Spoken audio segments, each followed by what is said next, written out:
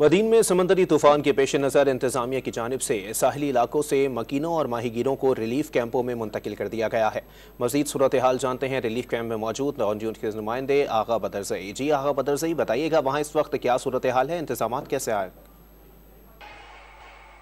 जी बिल्कुल, बेरा अरब में उठने वाला समुद्री तूफ़ान बिपरजोई की शिद्दत के इजाफे के बाद ज़िला इंतज़ामिया की जानिब से ज़िले भर में अलर्ट जारी कर दिया था। इंतज़ामिया की जानिब से जो साहिली इलाकों के जो इलाका मकीन थे और जो माहीगीर थे उन्हें जो है महफूज मकामात पर मुंतकिल कर दिया गया है। ताहाल साहिली इलाकों पर 4 से 5 ऐसे गाँव हैं जो जहाँ के मकीन जो इस वक्त भी उन गाँवों में मौजूद हैं।